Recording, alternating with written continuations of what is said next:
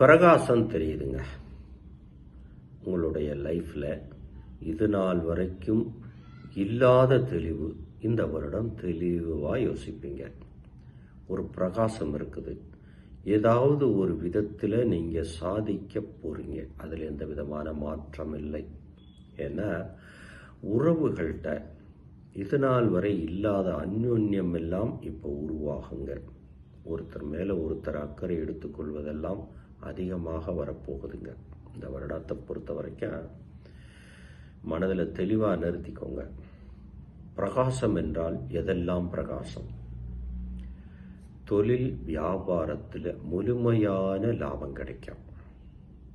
நல்ல லாபம், புது புது ஒப்பந்தங்கள் உருவாகும். அதே போல மிகப்பெரிய தொழில் அதிபராக இருந்தால் புது ஒப்பந்தங்கள் மூலியமாக பல விதத்திலும் லாபம் தருகின்ற நிகழ்ச்சி எல்லாம் இந்த வருடம் உங்களுக்கு நடக்கப் போகுது. அரசு சார்ந்த தொழிலில் இருக்கக்கூடிய நபர்களுக்கு நிச்சயமாக ஒரு பிரகாசம், ஒரு சம்பள உயர்வு அல்லது பதவி உயர்வு அல்லது விரும்பிய இடத்துக்கு மாற்றங்கள் ஏற்படும்.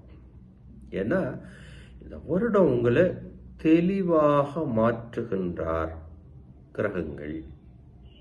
அதை முதல்ல நிறுத்திக்கங்க. ரெண்டாவது,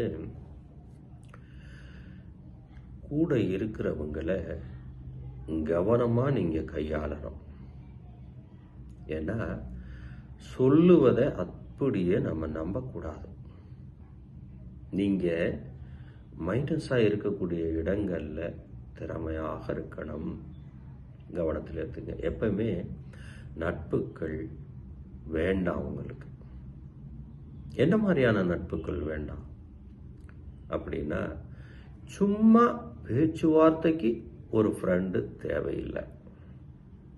சும்மா பக்கத்து வீட்டுக்காரங்க தினமும் வீட்டில் வந்து பேசிட்டு இருந்துட்டு போவாங்க, அதுவும் வேண்டாம்.